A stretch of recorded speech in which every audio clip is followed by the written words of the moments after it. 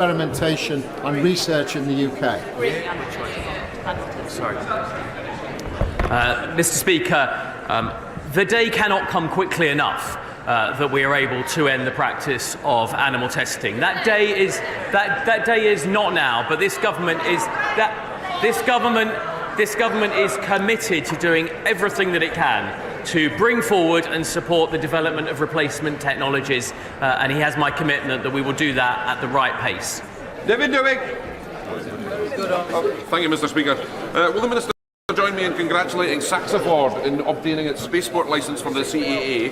And does he agree that this site in Shetland will serve as a critical vertical launch site for not just the UK but for the rest of Europe and beyond, and as such is deserving of full UK government support? Yes, Mr. Speaker, I congratulate Saxiford in achieving the necessary licences to pursue vertical launch from Scotland, and I hope to see the success of that launch, as well as rocket boosters under the UK space programme over the course of calendar 2024. Shadow Minister Christen. Thank you, Mr. Speaker. A recent study has shown that through digitisation, UK small businesses can generate £77.3 billion in additional revenue and create 885,000 new jobs in this country. However, around 4 in 10 small businesses do not view new technology to be relevant to their companies and do not see tech investment as offering good value for money. They cite a lack of skills and knowledge. What is being done to ensure small businesses are not left behind in the technological revolution? Thank you, Mr. Speaker. We work very closely with the Department for Business and Trade on this agenda, and also with the Department for Education and Skills in general. And also we have fantastic programmes like Innovate UK that are helping support businesses with their uptake of AI, and we just recently produced some additional guidance as well. Can I take this opportunity to welcome my friend the member for Arundel to one of the great offices of state, thank the Secretary of State for her support for the science and technology superpower mission. Would she agree with me that as the Prime Minister plans a rightly robust response to the Post Office saga, there are important lessons about technology procurement that we need to learn to make sure that never again does Whitehall repeat this appalling misjustice?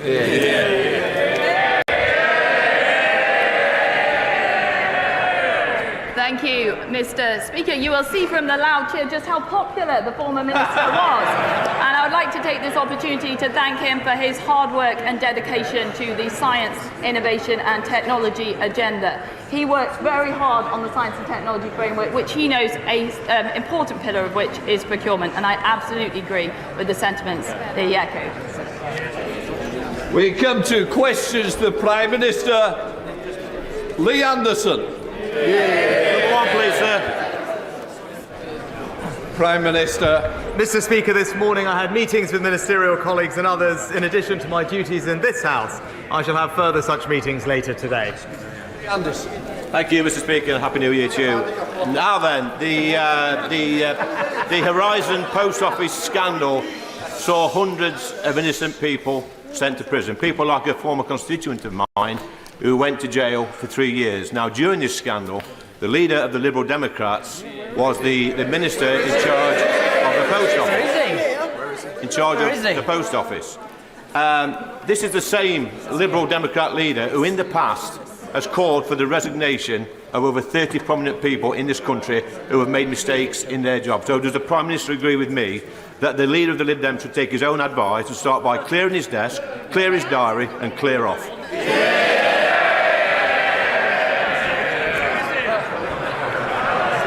Mr. Speaker, this is one of the greatest miscarriages of justice in our nation's history. People who worked hard to serve their communities had their lives and their reputations destroyed through absolutely no fault of their own. The victims must get justice and compensation. Sir Wyn Williams' inquiry is undertaking crucial work to expose what went wrong, and we've paid almost £150 million in compensation to over 2,500 victims. But today I can announce that we will introduce new primary legislation to make sure that those convicted as a result of the Horizon scandal are swiftly exonerated and compensated.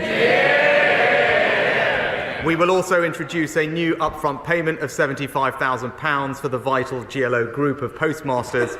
And can I thank my honourable friend the member for Thurston Moulton, for all his hard work. On this issue, he will set out more details to the House shortly. We will make sure that the truth comes to light, we right the wrongs of the past, and the victims get the justice they deserve. Leader of the Opposition, Kier Starmer. Thank you, Mr. Speaker. I heard what the Prime Minister just said about the Post Office scandal. It is a huge injustice. People lost their lives, their liberty and their livelihood, and they've been waiting far too long for the truth, for justice and for compensation. So I'm glad the Prime Minister is putting forward a proposal. We will look at the details, and I think it's the job of all of us to make sure that it delivers the justice that is so needed. Mr. Speaker, back in 2022, when Boris Johnson claimed he would send asylum seekers to Rwanda, one ambitious Tory MP had reservations. He agreed with Labour that it wouldn't work. It was a waste of money.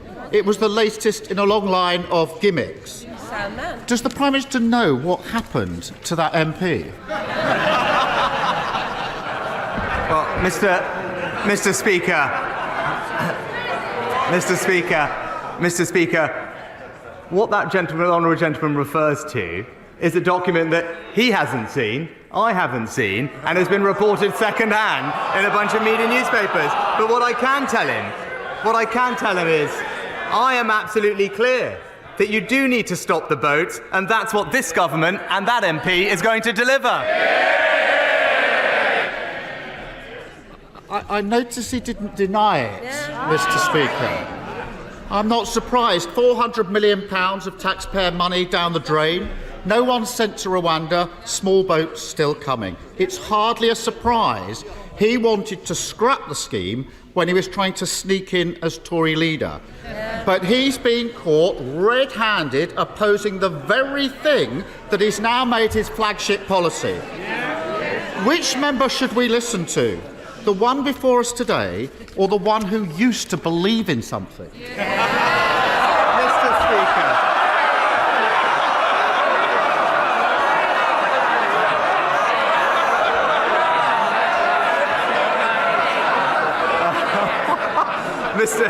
Mr. Speaker. Mr. Speaker, I've always been crystal clear. You do need to have an effective deterrence to finally solve this problem. In fact, the National Crime Agency agree that you need, in their words, an effective removals and deterrence agreement. And that's why, after becoming Prime Minister, I negotiated a new deal with Albania, thanks to which we have seen a 93% drop in illegal arrivals from Albania. That's how Australia stopped the boats. That's why Italy, Germany and Austria are all looking at similar schemes. He's the only one who's opposed to a proper deterrent. Not because it doesn't work, because he doesn't actually believe in controlling migration, Mr. Speaker. Every single time he picks the people smugglers over the British people. Mr. Speaker, we should smash the gangs, process the claims and end hotel use. That's our plan. And unlike the Prime Minister, I believe in it. But I'm going to hear the questions. I don't want interruptions, please. It's very important. It's a very important topic, and I take it seriously. I hope members also wish to start taking it seriously. Prime Minister. Mr. Speaker, last year he started the year saying he was Mr. Steady. Then at his conference he was Mr. Change. Now he's flipped back to Mr. More of the same. Doesn't matter how many relaunches, flip-flops he does, he'll always be Mr. Nobody. And here's the tragedy of his leadership. He spends the whole time trying to convince people not to believe their own eyes, pretending that debt is falling, that the economy is going gangbusters, the NHS is in great shape. When he finally finds something he was right about, the Rwanda gimmick, he can't even take credit for it. When's he going to stop pretending that up is down, that black is white, admit that whether it's the economy, immigration, the NHS, he has failed? Mr. Speaker, well, let's just go through his checklist. He talks about the backlog. 112,000 decisions made last year, a higher number than in any year in the past 2 decades, Mr. Speaker. He talked about hotels. Well, the first 50 are being closed and there are more to come, Mr. Speaker. He talks about the numbers. Well, they were down by over a third last year, Mr. Speaker, the first time that's happened. And then he talked, Mr. Speaker, he talked about smashing the gangs. Well, if he does care about smashing the gangs, why doesn't he own up to the fact that when it came to the Nationality and Borders Act, he blocked, delayed and voted against the powers in that act, which have allowed us to now arrest hundreds and hundreds of people connected with that illegal trade who have been sentenced to hundreds of years in prison. He opposed that because he chooses the criminal gangs over the British people every time.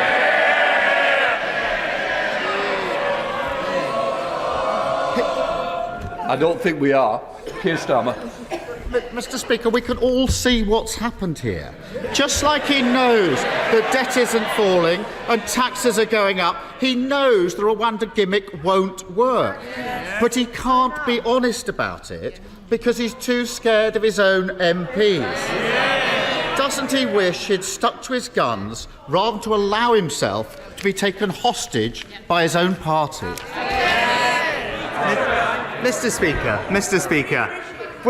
we're debating this because we have taken a stand and we're delivering the toughest migration plan ever to end the legal challenges and actually get flights off the ground. And let's be clear about this. He doesn't have a single practical idea about how to stop the boats. But that's because he doesn't actually care about controlling migration. This is a person who described all immigration law as racist, Mr. Speaker. He thinks limits on economic migration are, in his words, economic vandalism.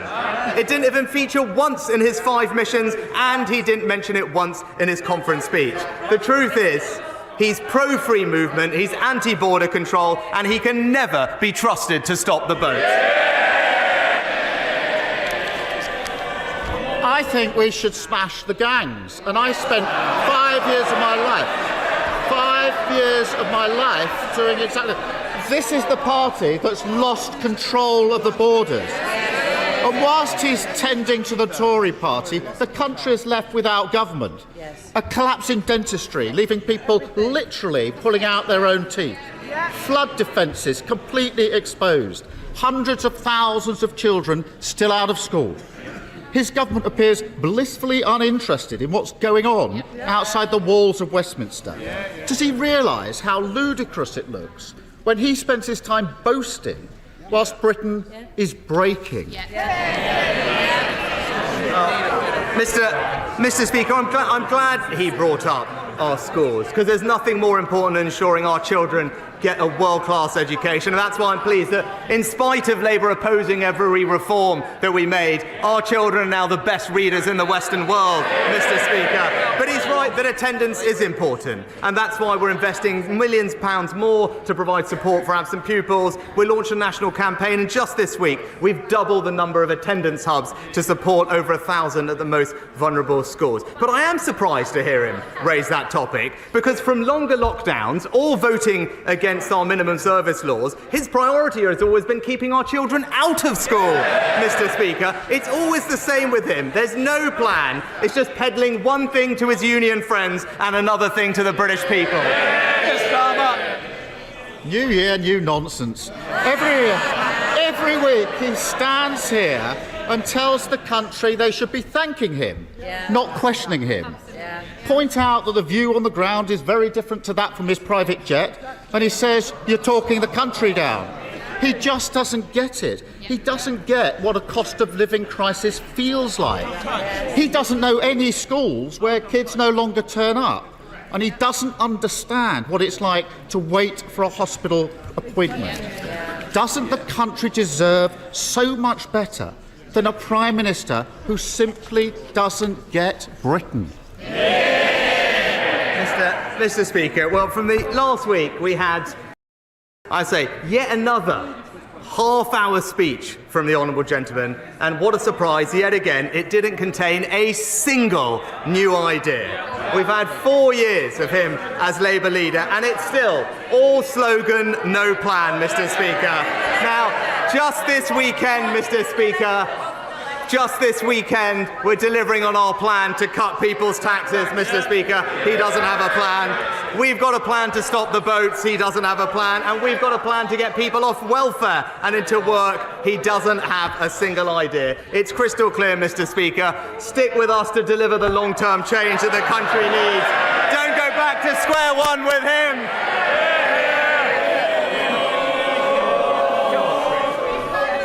Let him ask the question before you shout for more. Chris Clarkson. Thank you, Mr. Speaker. We just know it's going to be fantastic. And a happy New Year to you, anyway. It's almost spring when a young man's fancy turns to tax. In Scotland, the Nationalists have decided to increase taxes on hard-working people. And in Wales, businesses are being clobbered by a 5% increase on rates. Does my right honourable friend agree with me? There's only one party in this chamber that can be trusted to cut taxes for hard-working people across the country, and that's the Conservatives. Well, Mr. Speaker, my honourable friend is absolutely right. We are now just this weekend, Mr. Speaker, for an average person in work, cutting their taxes by £450, Mr. Speaker. In Wales, where Labour are in charge, they're raising them, with businesses there now seeing double the rate of business rates this year, Mr. Speaker. And it's the same in Scotland under the SNP, the new high-tax capital of the United Kingdom, because of the SNP's tax hiking decisions. So, Mr. Speaker, while we've got a plan and cutting your taxes, it's Labour and the SNP that are going to raise them. The SNP, Stephen Flynn. Mr. Speaker, a Horizon system introduced by Tony Blair, the former Labour Party leader and of course now a Knight's Garter. A Horizon system defended by the current leader of the Liberal Democrats, himself a Knight bachelor. A Horizon system scandal overseen by a former Conservative Prime Minister who now hides in the House of Lords as a baron. The reality is that sub-postmasters never stood a chance against the Westminster establishment, did they? Well, Mr. Speaker, as I've said, this is actually one of the greatest miscarriages of justice in our country's history. And all our thoughts are with those who worked so hard for their communities and have seen their lives and reputations destroyed. And since this scandal, as the honourable gentleman pointed out, has actually unfolded over decades, and with multiple people clearly at fault. But since 2019 in the High Court case, this government established a statutory inquiry led by Sir Wyn Williams to uncover what went wrong, established an independent advisory board, and has established 3 different compensation schemes, paying out £150 million to over 2,500 people, with now almost 2/3 having received final compensation. But we must go further and faster, Mr. Speaker, which is why we have made new announcements today. Mr. Speaker, I don't think the Prime Minister quite gets it. This isn't just a plague on all their houses. This is a plague on this House itself, because injustice goes far beyond just the sub-postmasters. Just ask the Waspy women, or the victims of the Equitable Life scandal, or the victims of the infected blood scandal, or the victims' families from Grenfell or Hillsborough. The reality is that when the public come knocking on the doors of this here chamber seeking justice, the government only ever answers when they have no options left. Now, the Leader of the Opposition said last week that the public are right to be angry at Westminster, and they are angry at Westminster. They're angry at Westminster because they know that this place never really changes. Does it, Prime Minister? No, Mr. Speaker. This is, and actually I am sad that the honourable gentleman is trying to politicise something that has happened over multiple decades, with multiple people at fault. But the key thing is, after the 2019 High Court case, the government did act to establish an independent inquiry, independent compensation schemes, and as I said, has paid out compensation to 2,500 people. But rather than trying to politicise it, what we should be doing is focusing on the people affected and making sure that they get the answers, justice and compensation that they deserve, and that is what we are delivering.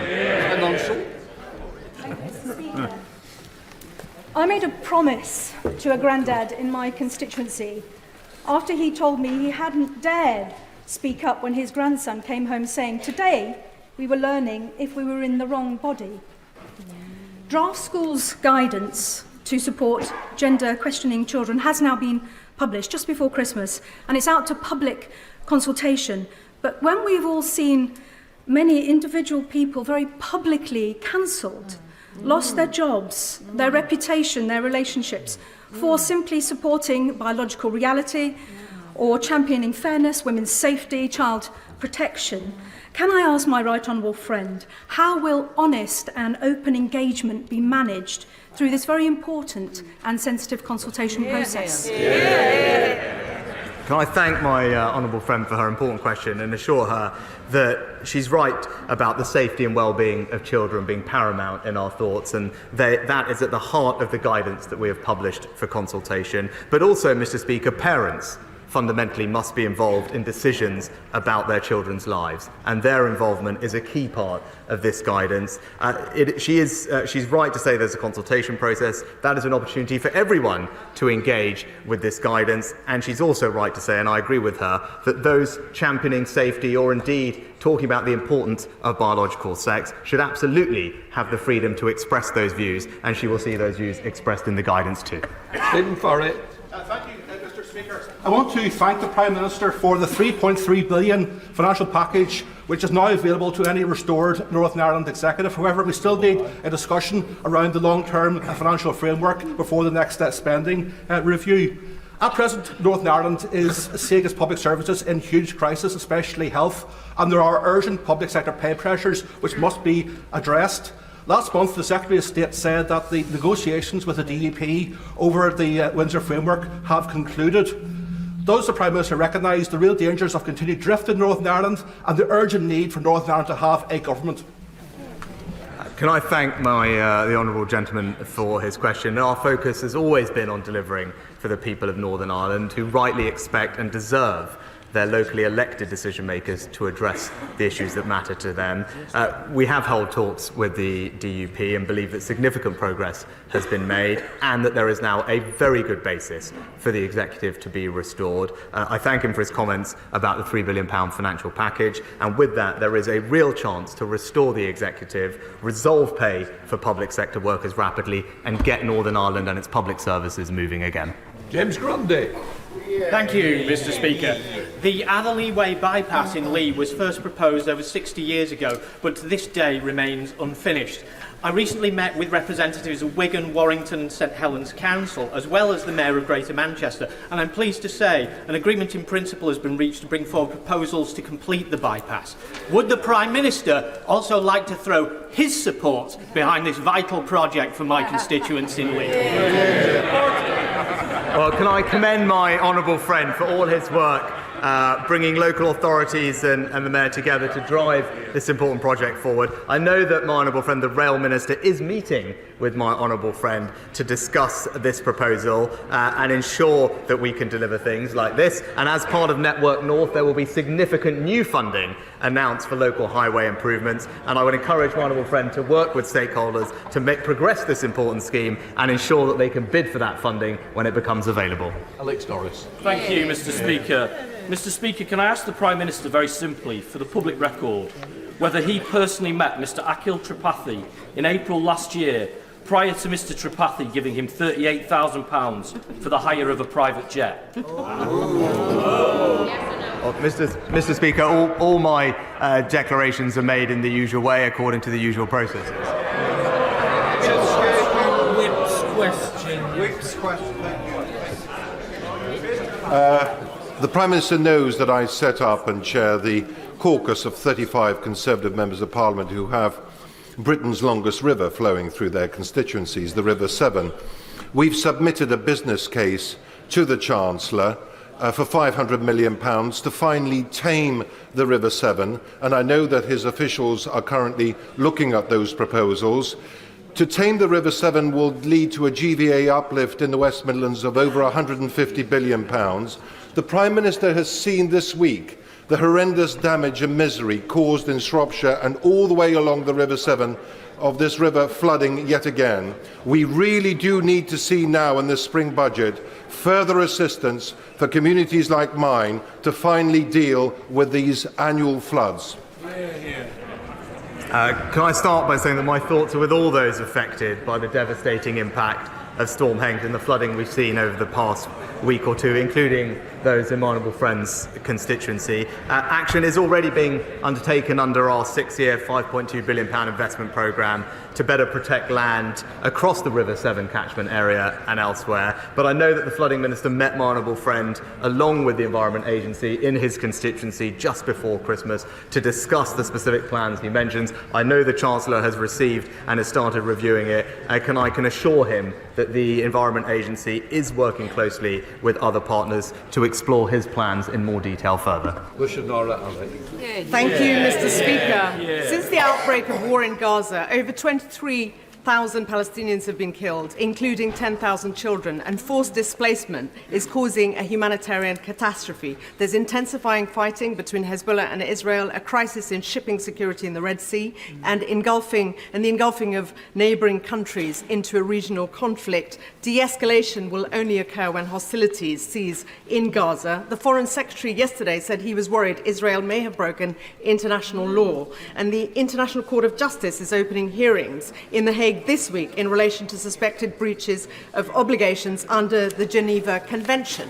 Will the Prime Minister make public legal advice our government requested and received on suspected breaches of international law by Israel and the implications for UK policy, including relevant arms exports? Mr. Speaker, we continue to call for international humanitarian law to be respected and civilians to be protected, and that is what our current legal assessments say is happening. And as the Foreign Secretary outlined yesterday, that Israel plans to act within international humanitarian law and has the ability to do so. But we are also deeply concerned about the impact on civilian population in Gaza. That's why we've trebled the amount of aid that we provide to the region. And just recently, we sent our first maritime shipment of aid to Egypt. A UK military ship delivered over 80 tons of new blankets and life-saving medical equipment for Gaza. And we are working with Jordan to find more land routes. We will continue to do everything we can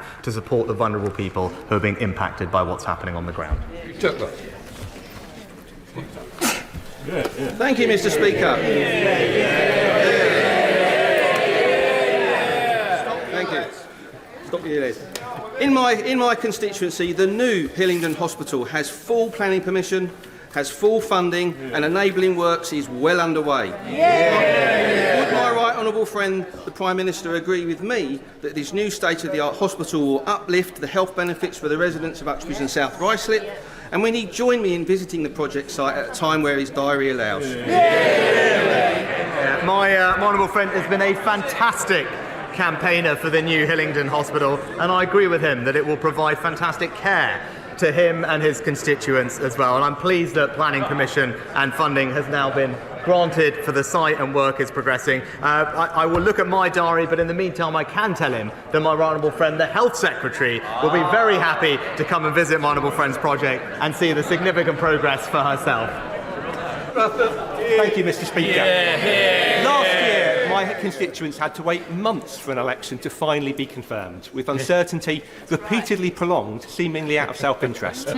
Now, this year, out of all people, I didn't expect the Prime Minister to be turning to my predecessor for strategic inspiration. If we're going to be waiting, I hope we can work together for a group in my constituency that really deserve support. Will the Prime Minister meet with some fantastic kinship carers in mid-Bedfordshire to talk through how we can progress the strategy, make it go further, faster, and crucially, why Bedfordshire might be a fantastic place for one of the proposed pilot areas? Mr. Speaker, can I pay tribute to all our kinship carers for the incredible work they do. I'll be very happy to review the plans of the honourable gentleman mentioned and make sure that ministers have a look at them too. And as I said, pay tribute to all of those in his constituency and elsewhere. They're doing a terrific job, and in government, as he knows, we are looking at ways we can support them further, and we'll continue to do that. Deborah Miller.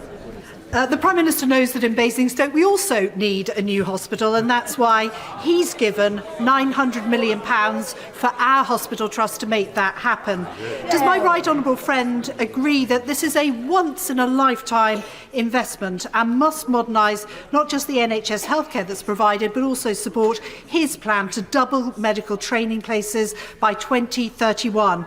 And we're also ready to build our hospital a bit quicker if that helps. Mr. Speaker, I am pleased that through our new hospitals programme, Hampshire's Hospital Trust, the NHS Foundation, will receive significant investment to ensure that excellent care is available for her and all her constituents. I think the Trust started their consultation last year and the results are due at the end of March, and we'll look forward to making sure that we can deliver this project as quickly as possible as part of the record capital investment in the NHS to deliver faster, better care to patients everywhere. Happy New Year, Mr. Speaker. Happy New Year.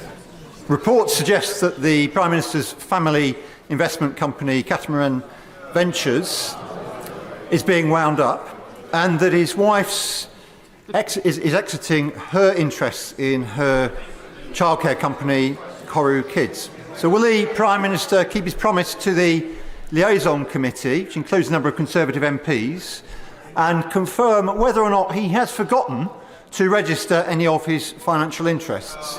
And will he publish all details of Catamaran Ventures investments? Mr. Speaker, I take very seriously my responsibilities to register and declare all of my relevant interests. All of them have been declared in accordance with the Ministerial Code, and it is the role of the independent adviser to advise on what is necessary to publish within that list, including in the case of ministers' family members, and when specific questions are asked in things like liaison committee, as I have been in dialogue with the committee, declarations are made on top of that, which I have made, and as I made from the dispatch, but my wife has been an investor in British companies over the past years, but that is now something that she has ceased to do further going forward. And Speaker, new, very large shellfish beds have been discovered in the Thames estuary, including razor clams and manila clams, both highly prized around the world. So will my right honourable friend join me in congratulating local fisherman Mr Paul Gilson on his proactive work? And will he come to Leigh-on-Sea, meet my local fishermen, so we can discuss how to maximise this brilliant Brexit bonus for Essex fishermen? Well, can I join my honourable friend in welcoming this fantastic discovery? We have been capitalising on the benefits of Brexit since we left the EU, and we're making sure that we can transform opportunity in the UK, particularly in fishing communities. I know my honourable friend, the Minister for Farming and Fishing, will be happy to meet with her to discuss what more this could mean. And I hope I also have an opportunity to come and see her and see this incredible discovery for myself too. Hamilton. I was a nurse in our NHS for 25 years. It is an offence to my colleagues and our patients when the Prime Minister pretends he's got a grip on NHS waiting times. Despite his big pledge to cut them, they've risen by 500,000 in the last year alone. He can blame striking all he likes, but after 14 years of Tories, who can possibly say that NHS is better off?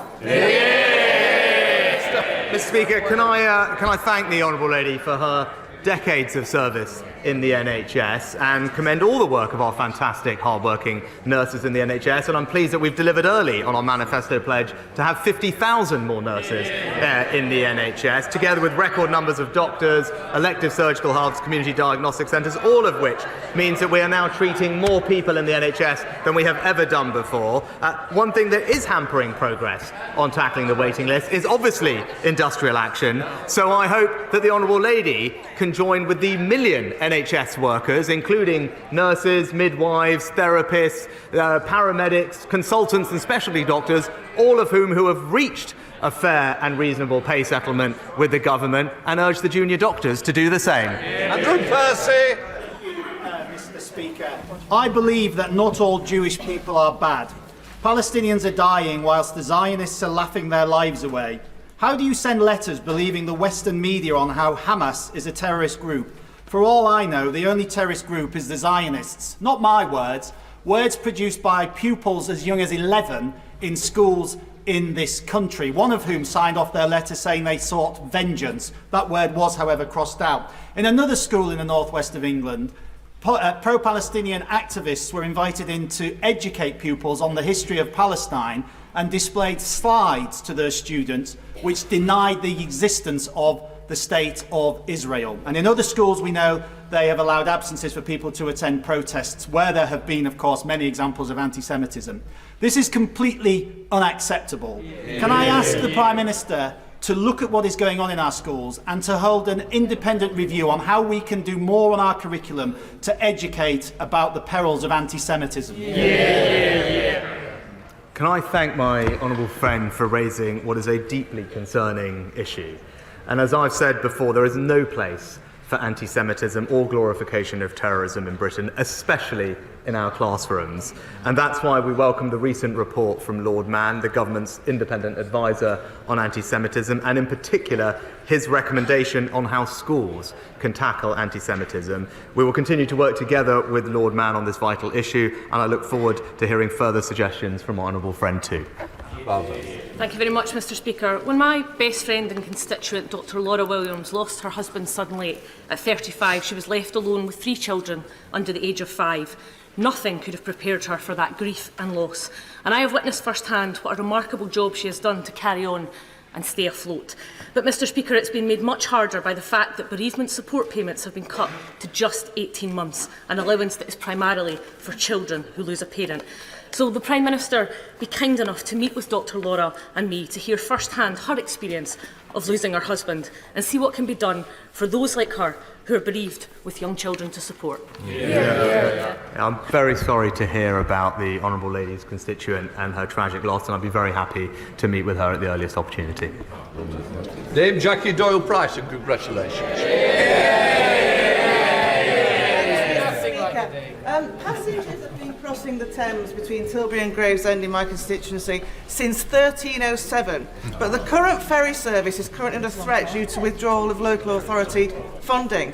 With so many people using that ferry service to come to work in Tilbury docks and the incumbent expansion of the Thames Freeport, would my right honourable friend encourage the local authorities to do all they can to make sure that we take full advantage of the opportunities by new contracts for this service, and perhaps looking to expand that as a way of getting more people to work in the new jobs being created?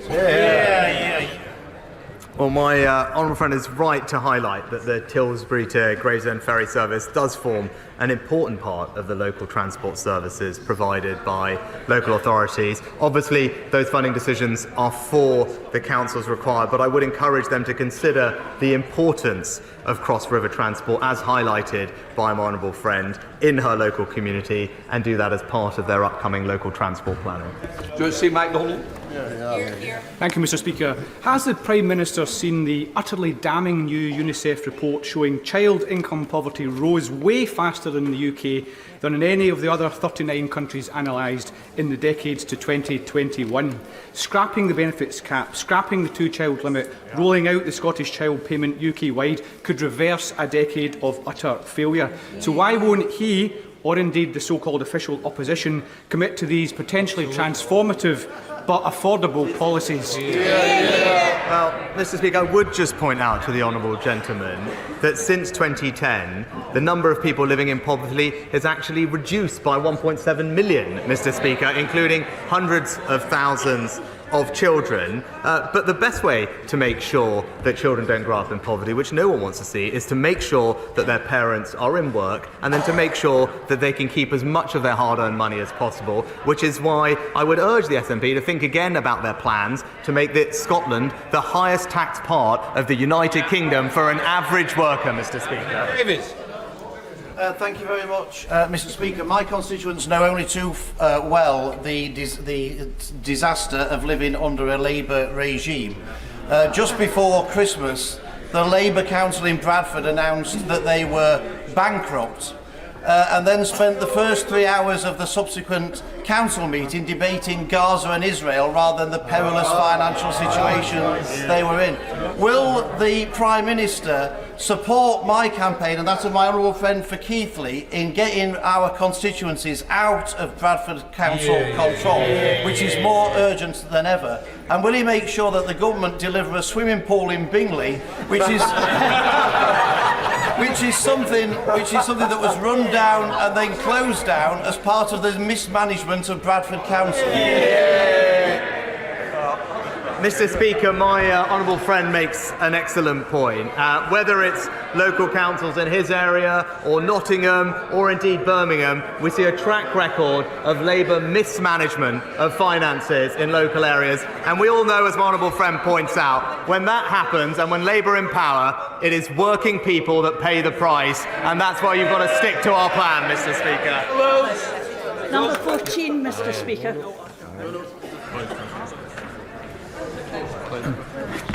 Mr. Speaker, we are providing extensive financial support worth over £100 billion or £3,500 per household on average between 2022 and 2025 to help everyone with their energy bills. Thank you, Mr. Speaker. Last month, Marie Curie told me that terminally ill people who want to die at home have been forced into hospitals to die because they can't afford to heat their homes sufficiently.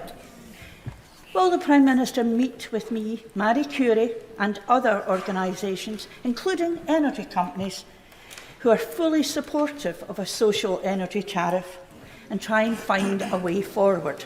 Well, Mr. Speaker, I will make sure that the Honourable Lady gets the meeting that she needs with the appropriate minister, but we are working very closely with Ofgem to make sure that the most vulnerable households are protected, especially this winter, and crucially developing the Priority Services Register, which vulnerable households, including those who are disabled or facing particular needs, can sign up to for free to receive extra help with their energy supply. But I'll ensure, as I said, the relevant minister meets with Marie Curie and the Honourable Lady. Councillor Fletcher. Speaker, prioritising connecting towns in the north of England is a big part of Network North. So you'll be pleased I've got a suggestion. Direct trains between Preston and Liverpool don't exist because you have to get off because there's buffers at Ormskirk. Now, science and technology in new multimodal battery trains is going to allow that to be an accessible possibility and then get Midge Hall Station reopened in Leyland. So does my right friend agree with me that that's a great idea and we should crack on with it? Well, Mr. Speaker, Network North will significantly improve connectivity across the north, including £3 billion to connect up all the major towns and cities of the north and £12 billion to improve connectivity between Manchester and Liverpool. My honourable friend is a fantastic champion for the region, and I know that both her and I think the honourable member for Southport discussed Midge Hall Station recently with the Transport Secretary. I know he's looking at options, but we're keen to use every penny that will be saved from our decision on HS2 to reinvest it back in the north in local communities, and her idea sounds fantastic. No question, Dr. Rosanna Allen-Carr. Thank you very much, Mr. Speaker. Every parent's worst nightmare is watching their children starve and suffer. Yet in Gaza, living hell is being realised, with innocent children eating weeds and 1,000 children having lost one or more legs, many of which have to have them amputated without anaesthesia or pain relief. I'm sure the Prime Minister will agree that this is inhumane. So will he please publicly call for unhindered access of food and medicine to reach Gaza and tell Israel to stop attacking healthcare facilities? Mr. Speaker, as I've said previously, we're deeply concerned about the devastating impact of the fighting in Gaza on the civilian population, particularly, of course, children. Too many people have lost their lives already, and there is a desperate need for increased humanitarian support to Gaza. I've stressed those points repeatedly to Prime Minister Netanyahu, and we are doing our bit to get more aid in. As I said, we've trebled our aid commitment. We've earlier this month sent in the first maritime shipment of aid into Egypt, which will help, and we're working with the United Nations to deliver a new humanitarian land corridor from Jordan into Gaza, because I agree with her. We want to see more aid into Gaza, helping the most vulnerable people, and we should be proud in this House that the United Kingdom is playing a leading role in making that happen. That completes Prime Minister's questions. I'll let the chamber clear.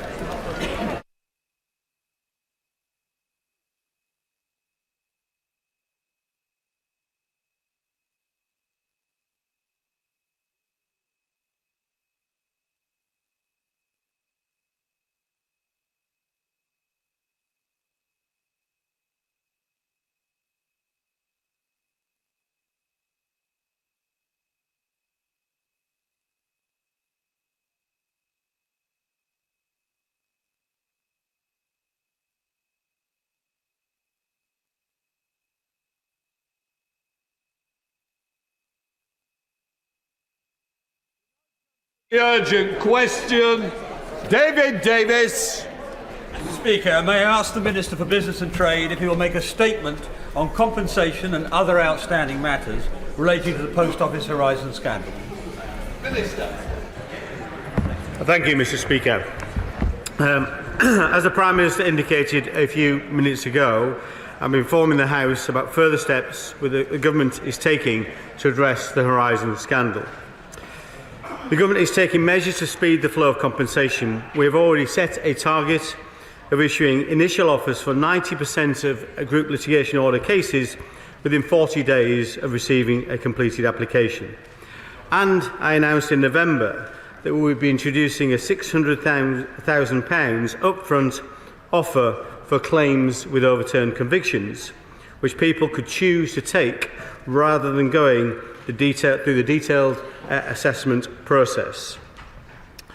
This has already made a real difference. Before my announcement, only 5 of those people had reached full and final settlements. I can now report that with the help of the minimum payment, we have finalised 30 cases. This has obviously speeded up matters along for those who have taken this upfront offer. It's also helped those who have chosen individual assessment, because resources can be concentrated on those cases. I can announce today that we are taking similar measures in respect of the group litigation order scheme. We will now make people in that scheme an upfront offer of £75,000, which will save them having to go through a full assessment. But, as with overturned convictions, if they believe they're entitled to more, they are welcome to continue with the full assessment. Not only will this allow the Department to focus its resources on the larger cases, it will allow claimants' lawyers to do the same. The pace at which we can get claims into the scheme is the key constraint on how quickly we can settle them. The upfront offer is smaller for the GLO scheme than that for the overturned convictions because the claims tend to be smaller. We estimate that perhaps a third of GLO claimants may want to consider this route. I'm sure the House will welcome this measure. When I made my statement on Monday, I heard all parts of the House share my desire to ensure justice for postmasters who have been convicted of offences as part of the scandal. The whole House is united on this, and I believe that in the light of last week's excellent ITV series, I think the whole nation is united on it too. We've all been moved by the stories of postmasters who have been unjustly convicted and the terrible effects over a period of 2 decades of their finances, their health and their relationships. Indeed, we have seen whole lives ruined by this brutal and arbitrary exercise of power. Hundreds of convictions remain extant. Some of those convictions will have relied on the evidence of the discredited Horizon system. Others will have been the result of appalling failures of the Post Office's investigation and prosecution functions. The evidence, which is already emerging from Sir Wyn Williams' inquiry, has shown not only incompetence but malevolence in many of their actions. This was evidence which was not available to the courts when they made their decisions on individual cases. So far, 95 of over 900 convictions have been overturned. We know that postmasters have been reluctant to apply to have their convictions overturned. Many of them have decided that they've been through enough and they cannot face further engagement with authority. Many fear having their hopes raised only to be dashed yet again. The Horizon Compensation Advisory Board has recommended that we should overturn all the convictions of the postmasters who were prosecuted in the Horizon scandal. I think their motivation for doing so is absolutely right, and we will work with them to speed up the process. Can I put on record my thanks to Lord Arbuthnot, who's in the gallery today, and also the Right Honourable Member for North Durham for their work on this campaign generally and on that advisory board. Following their recommendation would involve quite unprecedented action by Parliament to overturn specific verdicts of the courts. The Government, of course, completely recognises the importance of an independent court system and judiciary. So this recommendation raises important issues of constitutional principle. This is therefore not a decision we can take lightly. It also creates the risks of a different sort of injustice.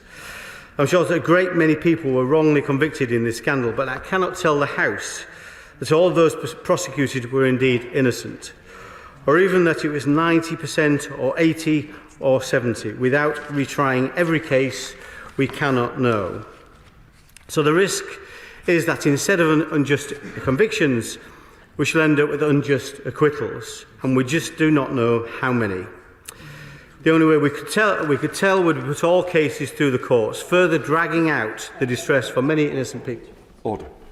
Can I just say, this is a very important issue. I'm going to allow the Minister to continue, but I'm going to say to the opposition, your time also increases with the others, and to Sir David as well.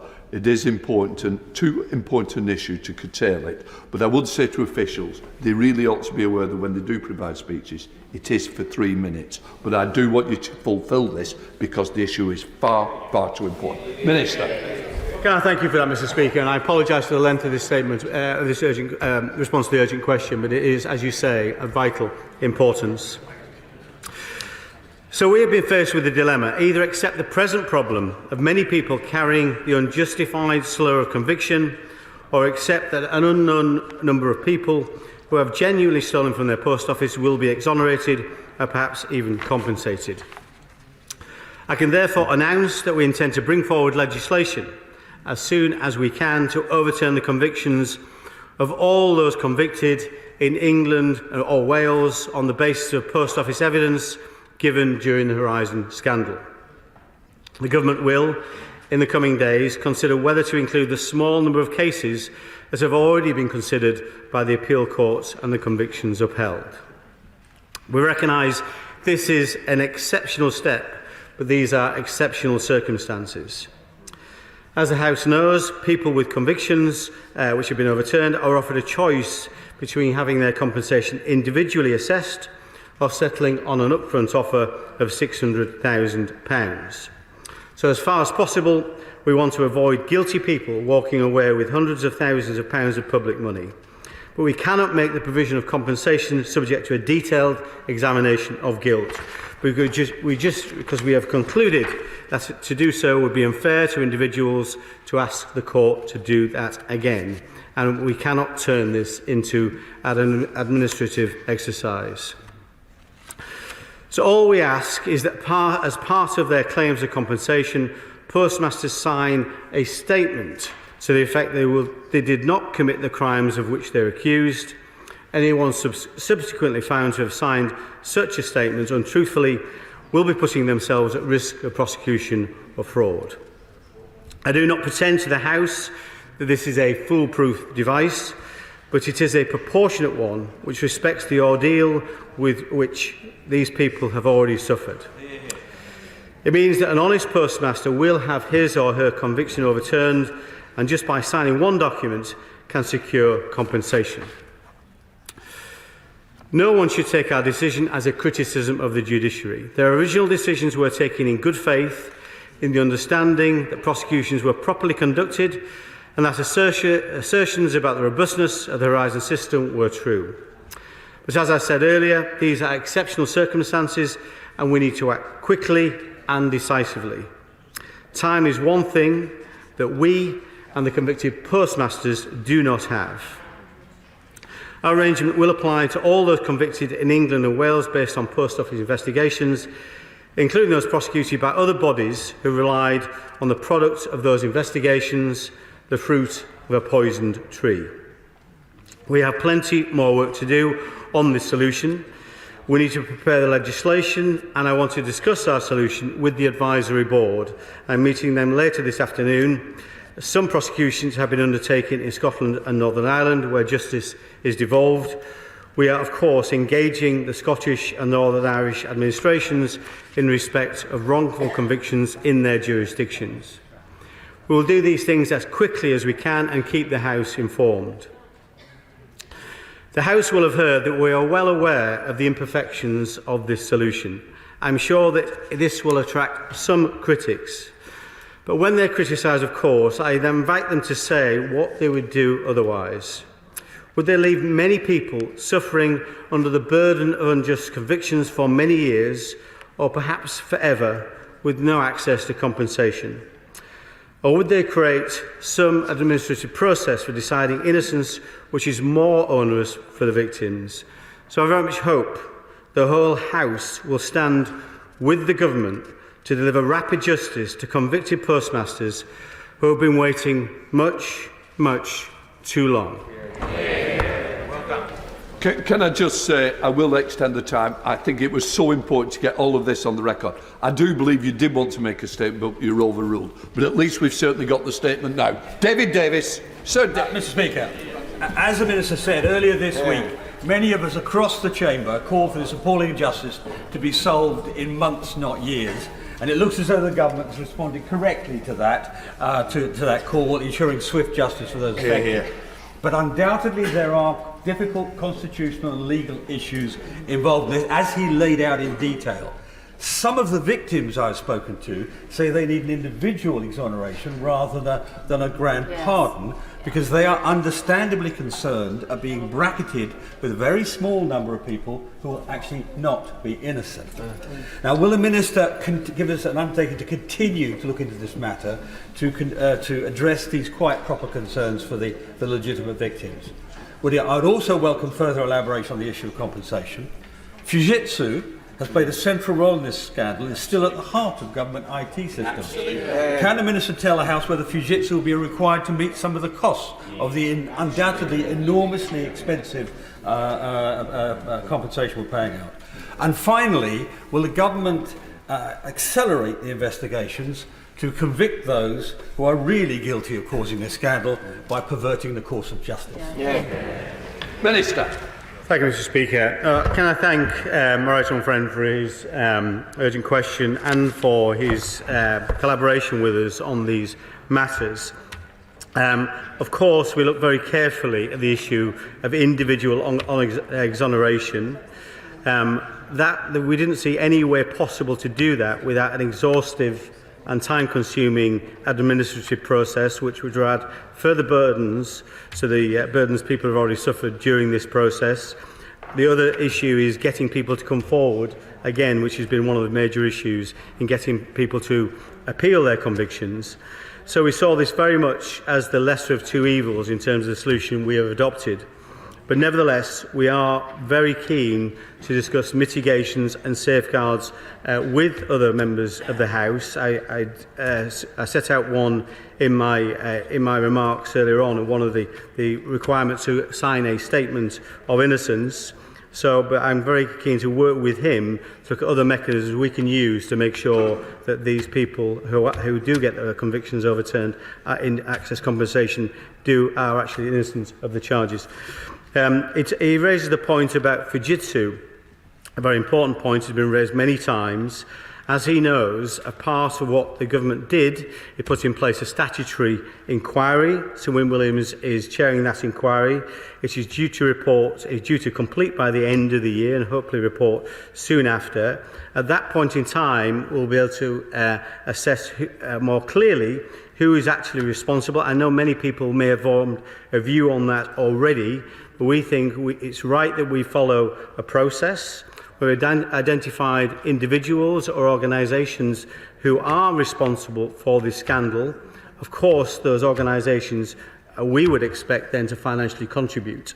So there are financial and legal measures we can take, and as regards individuals, of course, it may well be there's sufficient evidence for the authorities to take forward individual prosecutions, and I think many in this House would welcome that. Shadow Secretary of State Jonathan Reynolds. Thank you, Mr. Speaker, for granting this urgent question, and I congratulate the honourable member for securing it. This is an issue that has rightly left the public outraged at the scale and shocking details of this injustice. As I said on Monday, on this side of the House we believe the Horizon scandal to be one of the greatest miscarriages of justice in British history, where people lost their livelihoods, liberty and their lives, and then when trying to find justice were delayed at every turn. It is unconscionable that despite the landmark legal rulings, several years on, people have still not been able to access the compensation that they are entitled to. And we are all united in this House in wanting the sub-postmasters exonerated in full and for them to receive compensation with urgency. And I do think, Mr. Speaker, it's important to say exoneration and not a pardon, because a pardon does imply guilt that is then forgiven. We recognise doing so is not straightforward, and it may be imperfect. But this is an unprecedented scandal, and it will rock him if he can guarantee that compensation payments will immediately follow any exonerations under the terms of the compensation schemes as they stand today. Could he indicate any sort of timescale for this? I know he appreciates that victims cannot continue to wait years for payments. Given what he has said about the implications of a blanket exoneration, we will need to consider what safeguards might be necessary, as best as is possible, to ensure public money does not flow into the pockets of those who are not entitled to it. And he mentioned the potential of a statement that people may be asked to sign, and I wonder if he could say if that will be drawn up in close consistency and work with the advisory committee. Crucially, we discussed on Monday the cases that have now been identified from the pre-Horizon pilot scheme, but which are identical to those coming out of Horizon. Will these cases be covered by any proposal the government brings forward? Because any plan that does not cover all convictions will rightly not command the full support of this House. Mr. Speaker, as the sub-postmasters have repeatedly said, and it must surely be they who get the credit for these extraordinary measures, what matters now is getting compensation to people swiftly. And this whole House is united in its determination to deliver the justice, truth and compensation that has been denied and delayed time and time again. Minister. Mr. Speaker, can I thank him for his response to my earlier remarks, and I appreciate his offer to work with us and to stand with us to deliver the compensation and the overturning of convictions. The first step will be, of course, legislation, and again, this is something we're very happy to work with him on. The legislation may take some weeks to deliver, but the sooner the better, and that will be a matter for the House, of both Houses, of course, in terms of the introduction and passing of that legislation. But our intention is to get on with that very, very quickly, of course. From that, it should be the case. There is a simple process, a statement that needs to be signed, as he refers to and I referred to earlier, and of course we'll work with the advisory board to make sure that statement is an appropriate one. Following a signing of that statement, if people choose the detailed assessment route, that is a more complex route, of course, because it's not just financial loss. You're looking at that. You're looking at personal impacts as well, health impacts, for example, or impacts on other livelihoods and consequential losses. But if people choose the fixed sum award route, £600,000, that's a process that can happen very, very quickly. And one of the reasons we've managed to get 30 settlements settled already in full and final settlements, many of those using the fixed sum route. He raised the issue again about people using the pilot version of Horizon, something we're cognizant of. It's our understanding every postmaster around the country was written to should be aware of the compensation schemes available. Certainly we believe the schemes cover that pilot period for Horizon. Very happy to work with him and indeed the Right Honourable Member for North Durham to make sure those people that have identified already have indeed been contacted. The good news is, following the ITV dramatisation, the excellent dramatisation, we've seen a good number of new cases come to light. We are keen for that to happen, for people to come forward, whether they've suffered convictions or whether they've just suffered financial detriment through shortfalls, and we're keen to make sure those people get access to compensation as quickly as possible. Paul Scully. Thank you, Mr. Speaker. Can I thank the Minister and the Lord Chancellor for the work that they have done? I know it's been longer in the making than the drama series, but meeting the promise of over 2 days coming up with the first stage of the solution. Too many victims want nothing to do with the British justice system, nothing to do with the Post Office, nothing to do with government. They have had enough. So does my honourable friend agree with me that there is no perfect solution to this? The best we can aim for is one that is fast and the one that provides life-changing money to restore these people's lives as best we can. Well, can I thank my honourable friend for his question, but also for the sterling work he did as a predecessor in this particular job, and I think many people recognise the incredible work he did following the outcome of that court case and the compensation schemes that he instigated. He's right to say there is no perfect solution here, and we worked across government to try and find the best possible solution. If we want a solution that is, as he said, fast and provides life-changing compensation to people who have been deprived of that in recent years, and this, we believe, is the best solution. We now come to SNP spokesperson Marion Fellows. Thank you. Thank you, Mr. Speaker. I thank the honourable gentleman for securing this very important urgent question. And I'm sorry it wasn't a statement, because I would have prior sight then of what the Minister was going to say. We were stood here on Tuesday, and I did ask, how long was some time, and I'm glad to see that things are progressing very quickly, with a note of caution, and I totally understand the hesitation in a blanket, any kind of act, bill or whatever, but we need to move things forward. I think also we need to keep on the momentum that the ITV series absolutely engendered in press, here, everywhere. But I think we also still need to listen to the victims. And only this morning, some of the sub-postmasters were saying, we should all stop referring to compensation. We should be referring to financial redress. Yeah. This isn't compensation. This is money due to them.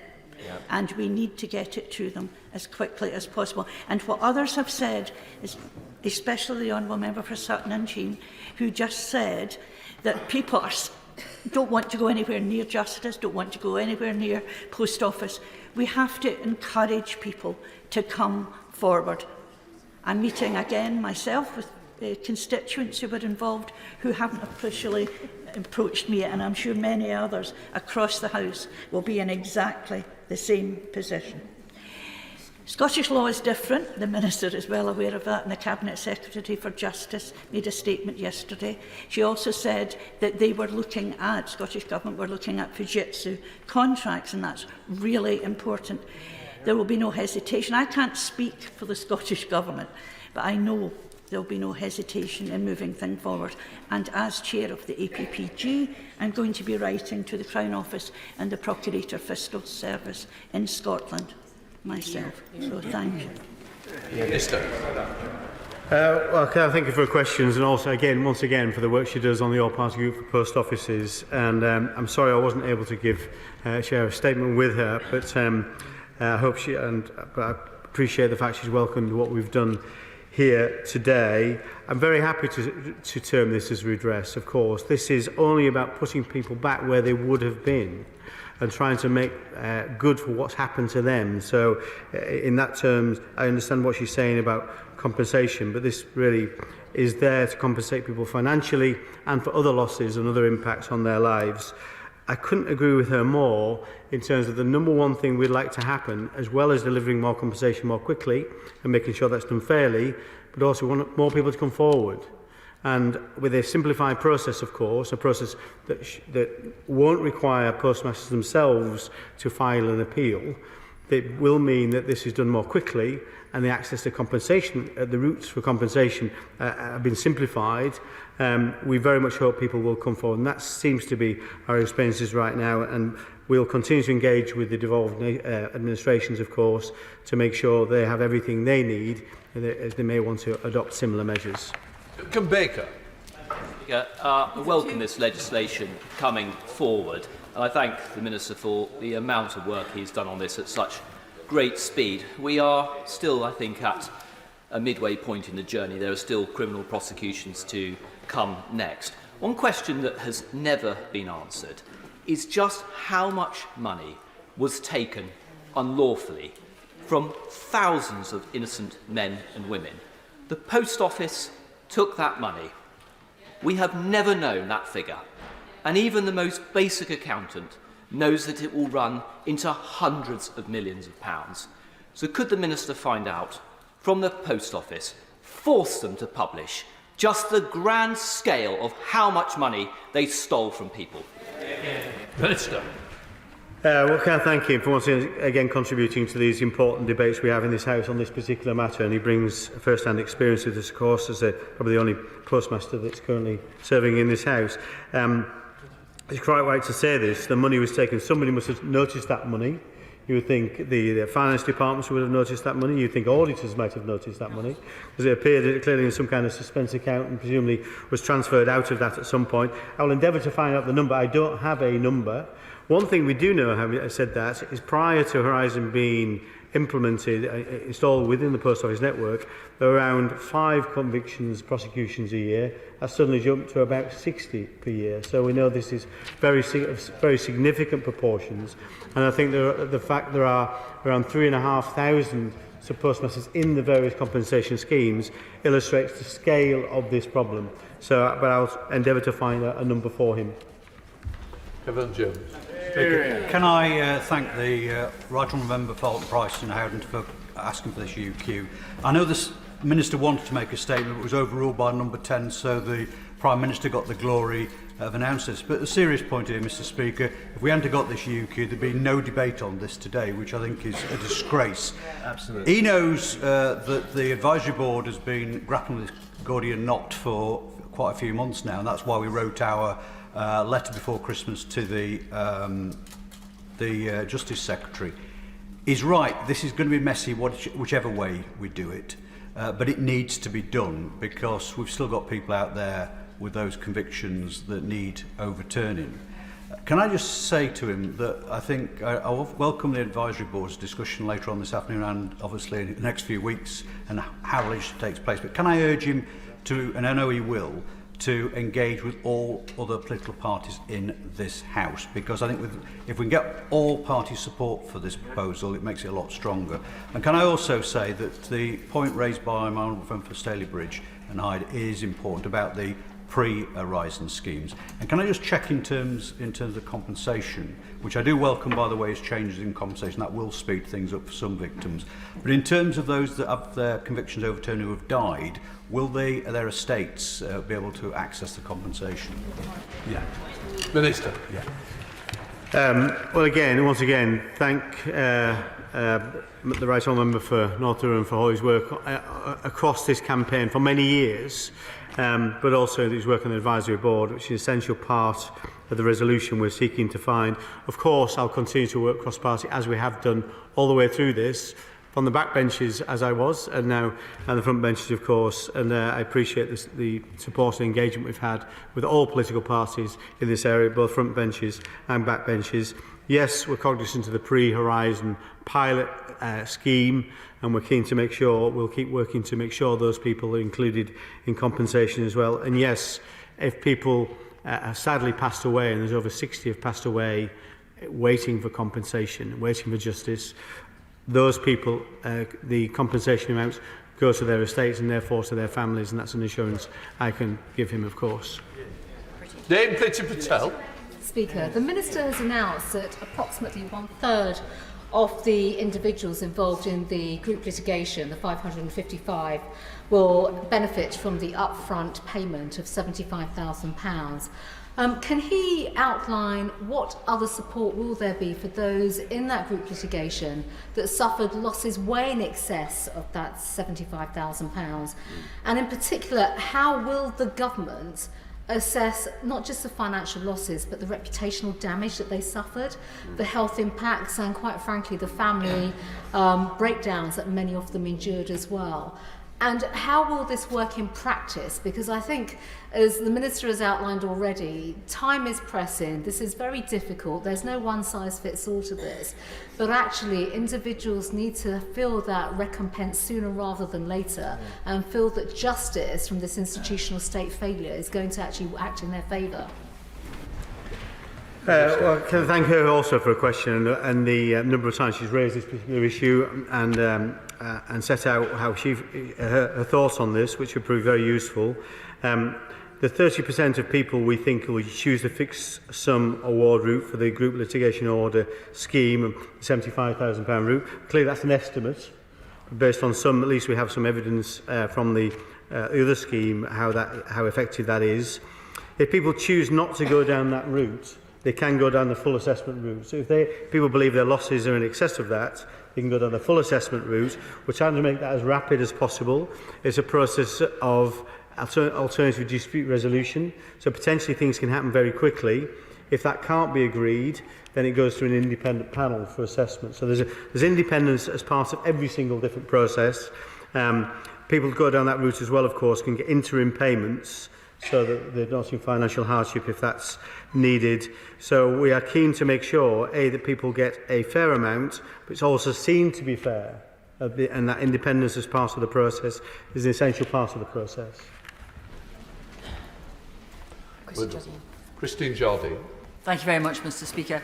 I'd like to thank the Right Honourable Member for securing this urgent question, but also thank the Minister for the swiftness with which he has acted, and particularly his recognition of the need to talk to the devolved administrations and recognition of the fact that the situation in Scotland is slightly different, as the Post Office was not able to prosecute there. It was done through the official Crown services. So, with that in mind, and the need that he has already expressed to encourage people to come forward, because in Scotland it's very much more difficult to gauge how many people were affected. Encourage people to come forward.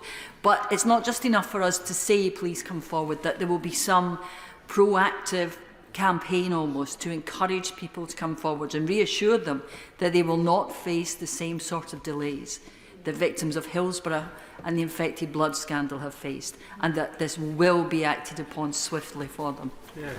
Minister. Yeah, I thank her for her remarks.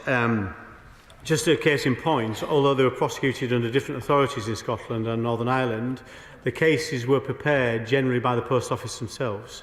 So I don't think we've got any greater confidence about the status of the convictions than we have in the rest of the UK. So we're very keen to engage with the Scottish administration on what we are doing, and hopefully there will be a consistent scheme across the UK.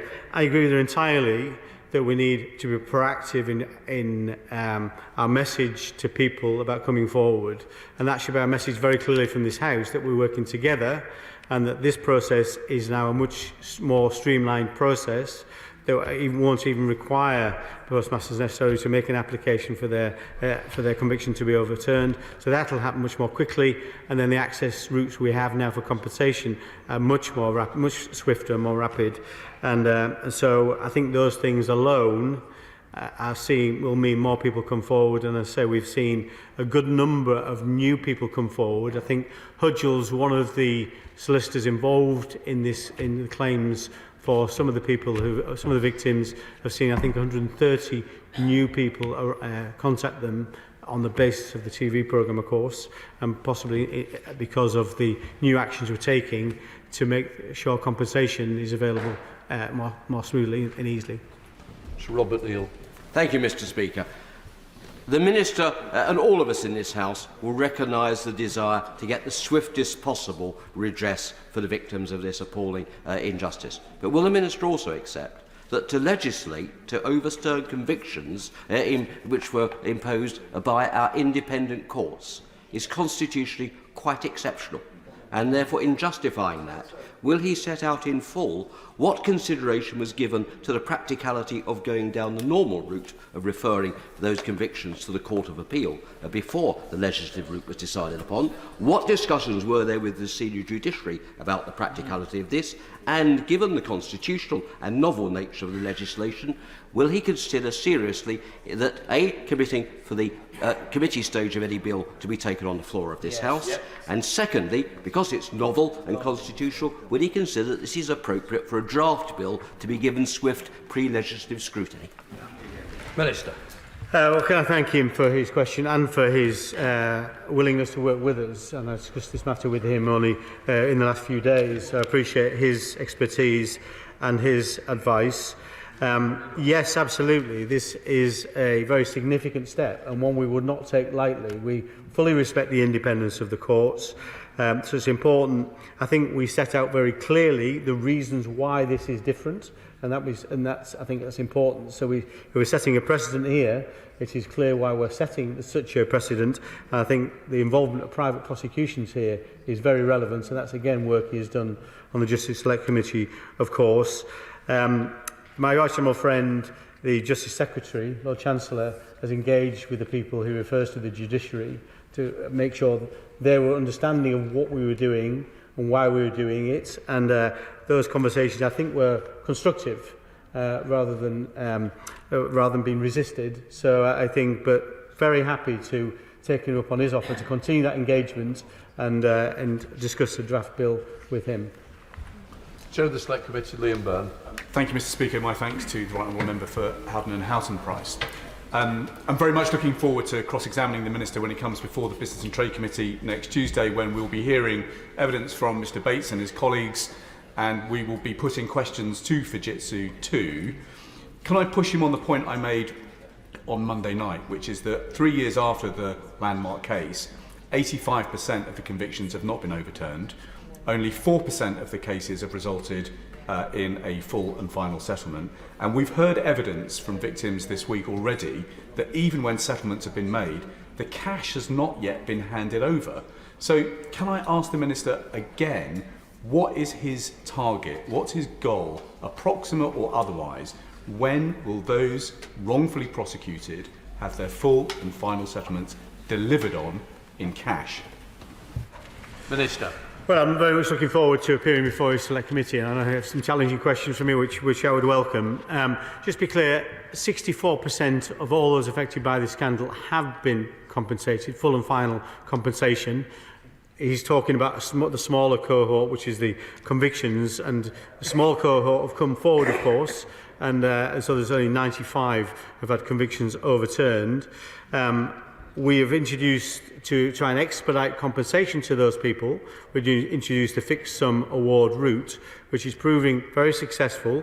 I'm not aware of the point he raises in terms of people not actually having the cash. I'm very happy to engage with him on it, because there's every intention that once that decision has been taken to go down the fixed sum award, that sum is paid pretty much instantly. So I'm very happy to find out exactly what's happening in those cases. Where people have gone down a full assessment route, of course, that is more complex, understandably, various different considerations will be taken about loss. It could be in terms of forensic, financial forensic information, or indeed health, and looking at things like reputational loss, of course, which are also a key facet of some of these cases, most of these cases. In terms of the date he's looking for, our date has always been to deliver all this compensation by August of this year. That's our date still. We'd like to do it more rapidly than that, and for many people we will do it more rapidly than that, but not everything within the timescales are within our gift, because it does require, if people go down a full assessment route, that they compile a claim that we can then respond to. But we've set some time requirements, time criteria for us, service levels, to be able to respond to those claims in a timely fashion. Sir Oliver Hill. Can I thank the Minister for engaging with the concept of trying something innovative to move this on. I mean, I do think it's right that the senior judiciary should be consulted, but even so, I think it's probably the only way to make this move speedily. Can I thank him for also having a meeting with me to discuss my constituent, Mrs. Javinda Barang, who's a constituent I've been talking about on this subject for a long time. But she was one of the first to have her conviction overturned more than 3 years ago, and she's still waiting for her full individually assessed compensation. And I'm just wondering, is there anything more that can be done in terms of putting in extra legal resource or assessors or something of that sort to get this case finally dealt with? And is he able to give me any sort of timescale? Minister. Well, can I thank him? And it was a pleasure to meet him yesterday and on other occasions to talk about his constituent, Mrs. Javinda Barang. Yeah, as he is aware, people who have had convictions overturned can choose two routes: the individual assessment of claim or the fixed sum award. The fixed sum award is much more rapid, of course. Individual assessments can be complicated. I can't probably speak about a specific case in terms of where that case is, although I'm happy to come back to him on that particular issue.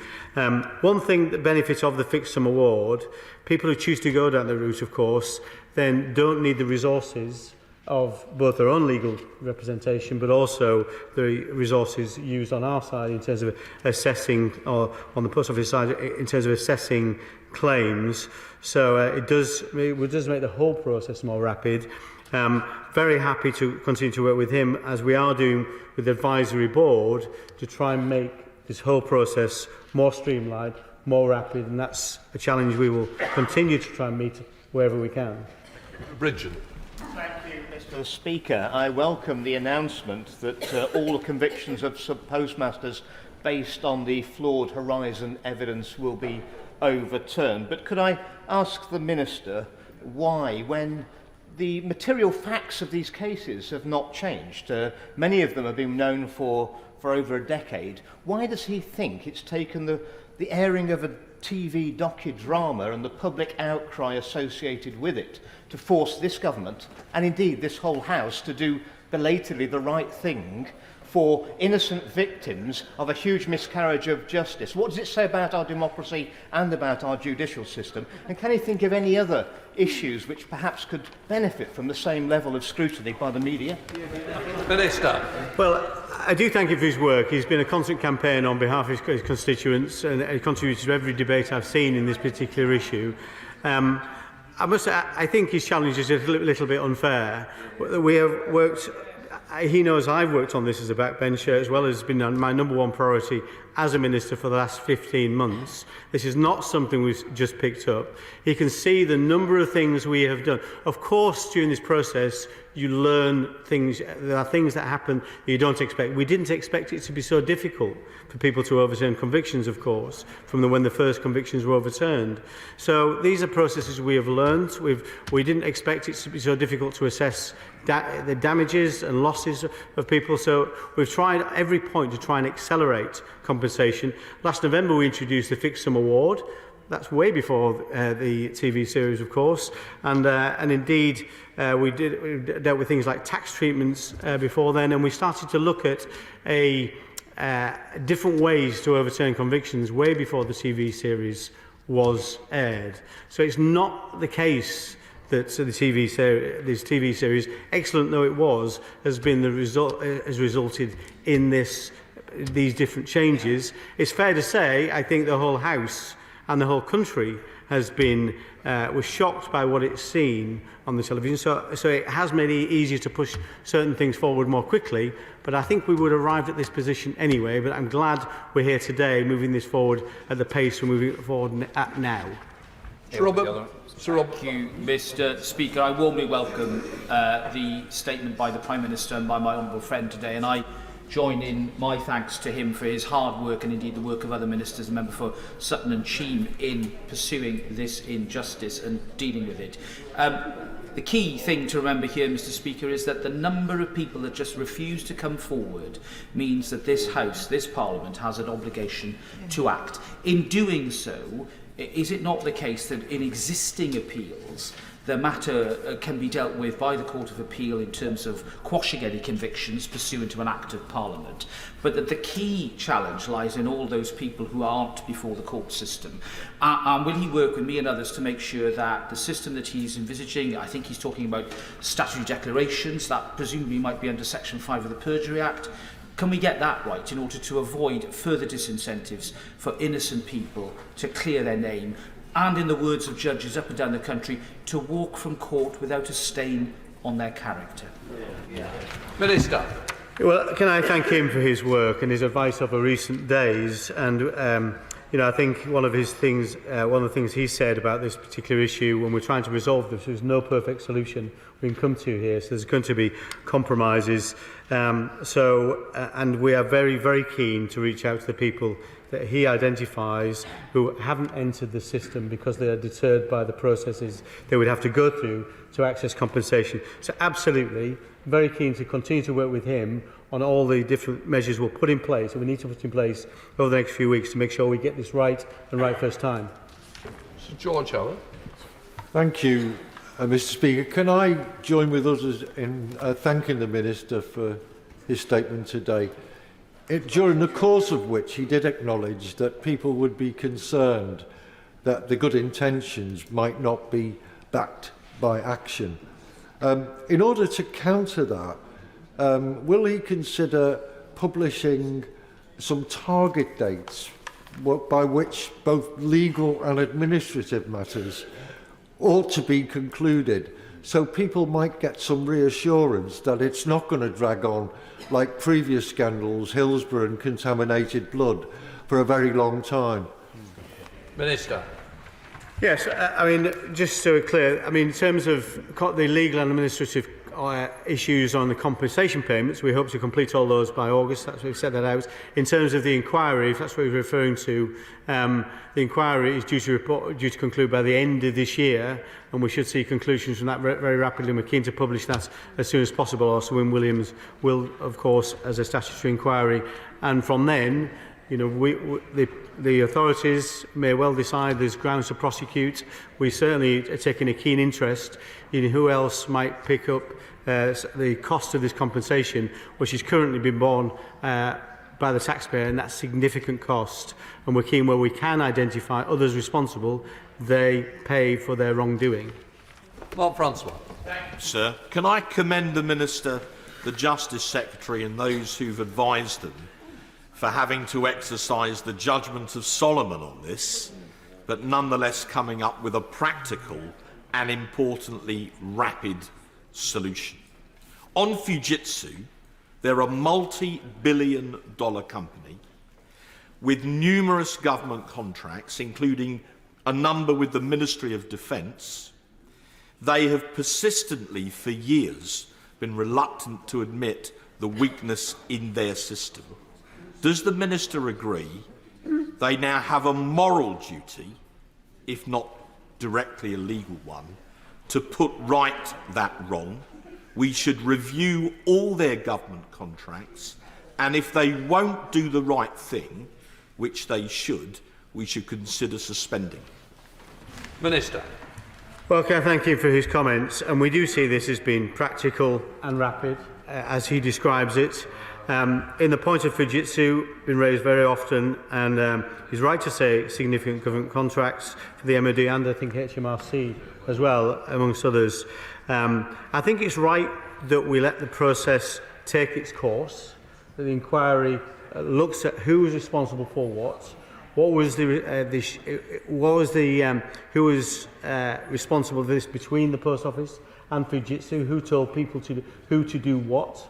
And I think it's only right we have a process, therefore, where we do set some criteria, some parameters about who can access government contracts.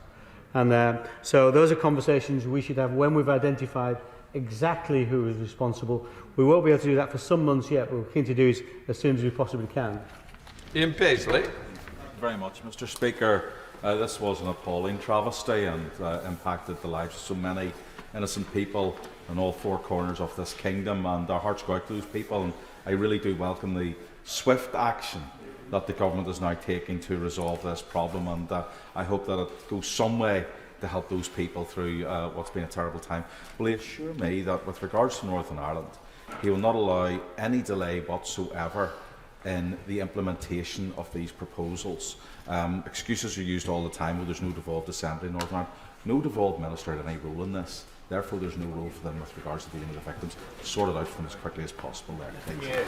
Well, thank you for his comments, and that's exactly our intention. We are very keen to make this a UK-wide scheme so everybody knows exactly where they stand. As I said before, the same issues, despite the fact the legal system is different in Northern Ireland, the assembly of the cases was done by the Post Office in most cases, the vast majority of cases, so the same issues apply. So we don't want to see any delay.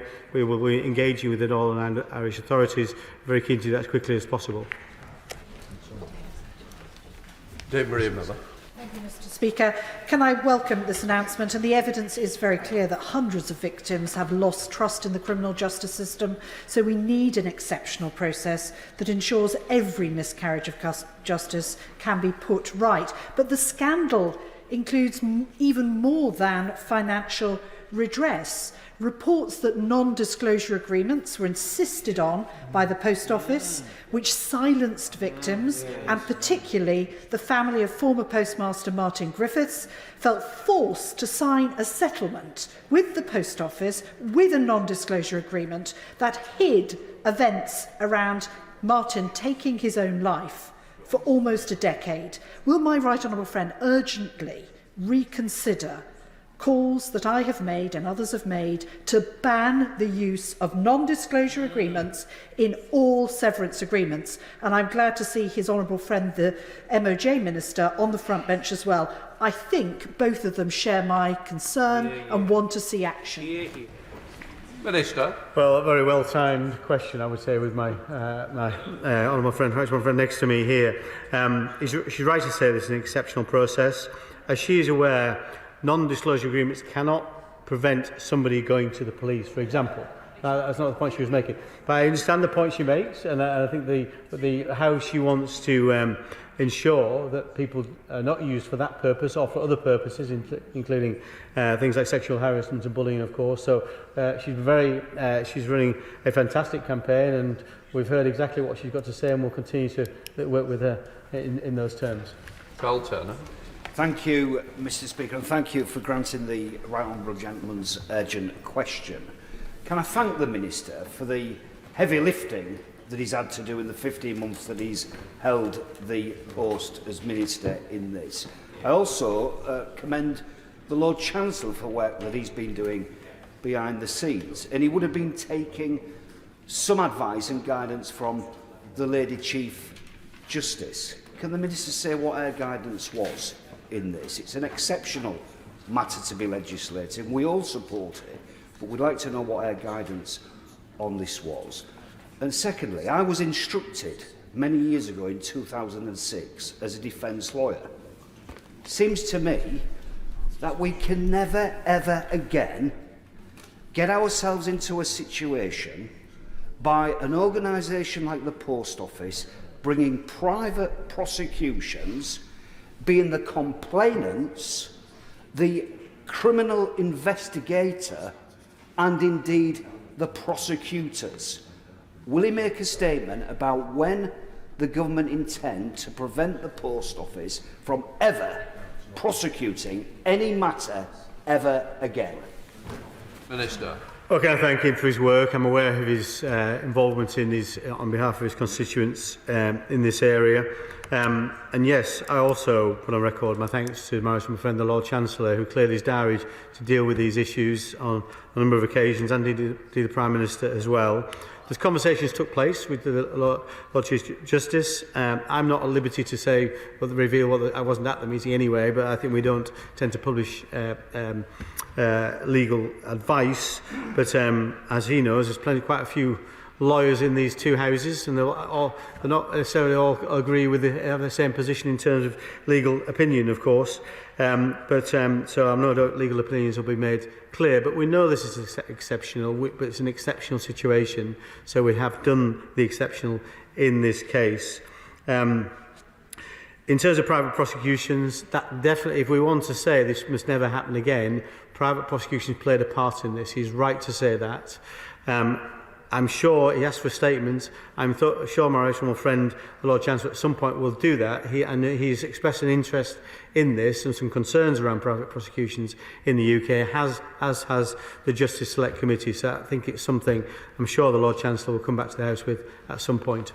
George Freeman. Mr. Speaker, could I start by thanking the Minister and the Lord Chancellor and Prime Minister for gripping this as quickly as they have, and put on record that I know for a fact that the current Minister, as a former backbencher, the member for Thirsk, and indeed the member for Cheltenham, were advocates as backbenchers on this before they were in office, and I pay tribute to my former colleague, the Minister for Sutton and Cheam, who gripped it following his election in 2015 and his role as Minister. I was never Minister for the Post Office, Mr. Speaker, but I remember as a Minister in the department being asked to cover for an absent Minister, and when refusing to just read out the speech but ask for a proper day of briefings from officials and asked to meet Paula Venables, I was told she'd refused to meet me without her lawyer. And I want to highlight that this saga raises some very important issues about scrutiny, accountability, responsibility in our public office and in public administration, difficult questions that this House must tackle. So I want to ask, Mr. Speaker, firstly, if the Prime Minister, Deputy Prime Minister, Lord Chancellor, Cabinet Office could look at the wider lessons from this appalling scandal about the failures of accountability, scrutability in our system of government, and this House's responsibility ultimately to the people of this country to make sure that government serves the people, not the other way around. And my specific question is on the point raised by my honourable friend, the member from North Norfolk. How much money do we think was stolen off the postmasters, and could he look at some sort of corporate fraud action to get this money back? It was money that was taken off us, taken off them, and we should get it back from the company that took it. Minister. Well, can I thank him for his remarks and his question. I'm pleased to say that Paula Venables has handed back her CB. I think it was absolutely the right thing to do. I think as part of the inquiry, of course, at some point we will identify who is responsible, both individuals and organisations. Clearly, in terms of corporate fraud, the beneficiary here, to some extent, was the Post Office itself. The Post Office has had to be funded by the government to make these payments, of course. So it's difficult to see how we would get money back at the Post Office to do that. But certainly other organisations, such as Fujitsu, and that's something that obviously I've talked about previously, and something we'll look at once the inquiry has concluded. I think in terms of scrutiny, I think many ministers will probably ask themselves questions based on what's happened over this, and officials indeed, that it's our job. It's our job to ask the key questions at the right time and not necessarily take the first answer we are given, to push back and make sure that we are getting to the bottom of an issue. There were failures here, there's no question about it. I'm not going to identify who failed, but I think lots of people will be asking themselves those serious questions. And indeed, the inquiry itself may well identify where we could have done things better. Liz Saville-Roberts. Former Plaid Cymru councillor Noel Thomas's 16-year-long quest for justice has had enormous repercussions for him and his family. He faced imprisonment, bankruptcy and the loss of his home. He describes his 9 months in prison as hell on earth. And Noel's story has had wide repercussions throughout North West Wales. I know now of people who will not work on post office counters. This has meant that there are communities that have lost their post offices. Not just individuals have suffered this agony, but also communities have lost essential facilities. What assessment has he made of the loss of post offices following this scandal and the effect that that has had on communities, and particularly rural communities? Mr. Well, obviously Mr Thomas featured very heavily in the programme, and can I, on behalf of the government and the Post Office, apologise for what happened to Mr Thomas. It was such a moving story, and I think anybody watching would have been moved to tears by what happened to him and others in that dramatisation. Loss of reputation for individual postmasters, of course, and that's something people can get compensation for. But she's right to say that the Post Office network itself may have suffered some loss of reputation. I still believe our Post Office network is something that's hugely valued, and people hold in very high regard. Our citizens and our constituents hold in very high regard. So the key thing to make sure we have suitable provision in terms of post office network around the country is making them financially viable and sustainable. We're working very hard on that, for example, or encouraging the post office to take a firmer line in negotiations, for example, with the banks in terms of the banking framework, which is a significant revenue opportunity already for the network, and things like parcel hubs. We do see a bright future for the network, but I think it's absolutely vital that we draw a line under this particular scandal. Before that, we can secure that future. Dean Russell.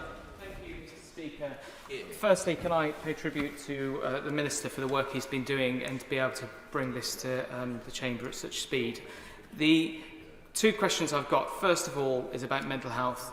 The victims, and they were victims of this awful Horizon Post Office scandal, have been traumatised. You know, we've heard the awful stories of individuals who've sadly taken their lives through suicide, and I'm sure many others likely came close to that. I wanted to check that to make sure that the compensation schemes are taking into account the distress and the mental health pressures that they will have undergone over many, many years, including today. The second question I've got is looking to the future and how we stop this happening again.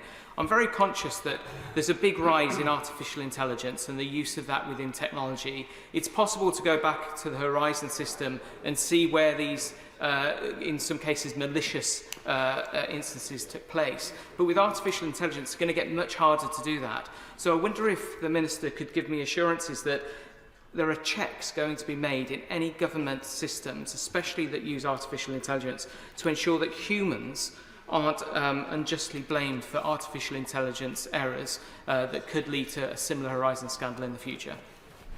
Minister. Well, can I thank him for his question? And I know in his time as one of my predecessors, and I thank him for the job he did. I was all too short, his tenure, and he did a great job while he was there. And I know it's something he raised whilst looking after this particular part of the brief. It's something we're discussing with the advisory board in support in terms of mental health to individuals and potentially to families. In terms of redress, that is something very much that compensation schemes take into account, and that's one of the reasons it takes a while to make sure people are properly receive proper redress in just assessment of the impacts of things like that. He raised a very interesting point in AI. I know it's another topic he's very keenly interested in, and certainly the issue of AI within prosecutions is something we should look at very carefully, and I'm sure my right honourable friend, the Lord Chancellor, is looking at it as part of his work.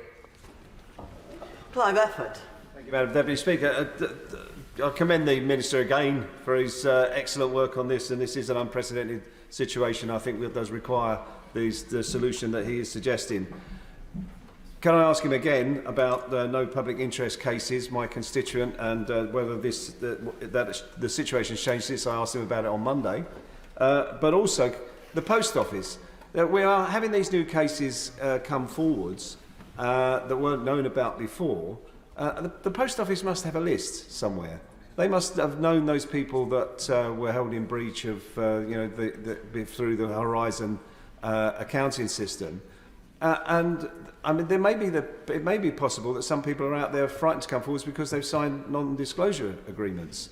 So is it possible that we could go to the Post Office and say, look, come on, cough up, and let's know who you're aware of that is out there that we haven't been contacted by to date, so that those people can then be written to perhaps by the advisory board and invited and encouraged to come forward and given the confidence to do so, because they may be out there frightened because they're going to be approached by the Post Office. And if anyone signs one of the agreements that he mentioned, I'm sure they're going to want to be given assurances that they won't be pursued by the Post Office ever again if they sign those agreements. Well, thank you for his question again on this, and he's been a regular contributor to this particular issue. Public interest cases we're very keen to include within the scope of this. Currently they're treated slightly differently in terms of compensation. We're keen to make that's not the case, that everybody gets the same routes to compensation. It's something the advisory board has been very clear on, and we're keen to make sure that there is a single way forward for people who've suffered from convictions. In terms of people being nervous about coming forward, there's various different people have written to people with convictions, including the CCRC. So it's we're keen to make sure that those people, anybody who's out there who might have suffered as a result of this scandal, is communicated with properly from someone who they trust. Very happy to talk to him and the advisory board about what we've done there, whether we've done enough, and whether we could do more. Bob Blackman. Thank you, Madam Deputy Speaker. Hundreds of individuals have been wrongfully convicted of crimes that they didn't commit. I commend my honourable friend for the work that he's done on this, and he mentioned during his statement the malevolence that took place during these prosecutions. Why is it right that those individuals who gave false evidence are still potentially in post? Why are managers in the post office still in post knowing what had happened? And shouldn't they be brought to account and lose their livelihoods and their pensions rather than those people that were wrongly convicted? Well, the short answer to that, thank you for this question. The short answer to that is yes. If people are guilty of offences, ones that can be prosecuted, they should be. And there's all kinds of different routes might be available to make sure those people suffer as a result of their actions. And we're keen to make sure that happens. We think the inquiry is the right route for that, to be able to expose the evidence. Of course, our prosecutors can look at what's happening within that inquiry at any point, and the evidence that there's before the inquiry is open to anybody to see what's happening at that inquiry. So we would very much hope that that the inquiry will identify those responsible and suitable actions will be taken against those people and organisations. Nick Smith. Thank you, Madam Deputy Speaker. And what a sorry tale this is, isn't it? Can I say how glad I am to see a solution being brought forward for this scandal today.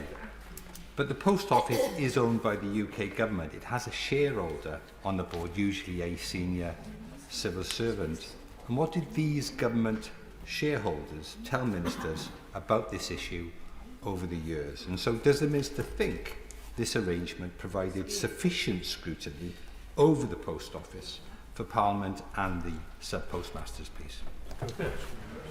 Minister. Well, I think it's fair to say no. The answer is no, because this scandal has occurred, and those failures must be a systemic failure somewhere along the relationship, whether within the Post Office or within the relationship with different parts of government. We don't know where that failed at this point in time.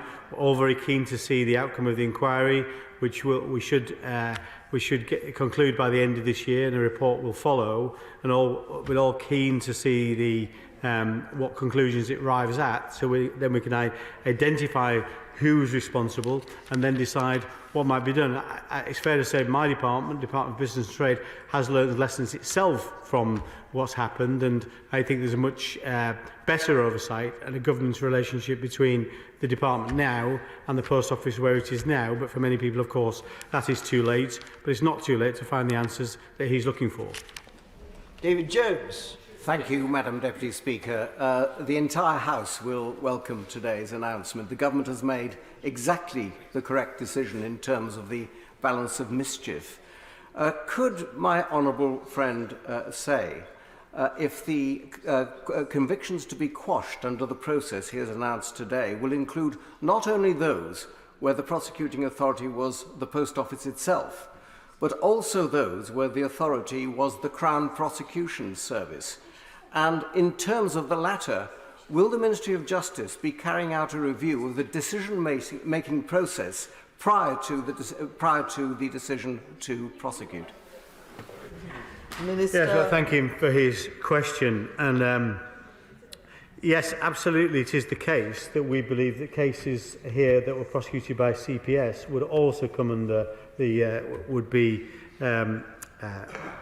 the overturning convictions would happen in those cases too, not least because the files themselves, as we understand it, were compiled by the Post Office based on their evidence. So it was absolutely right and proper if the evidence wasn't correct.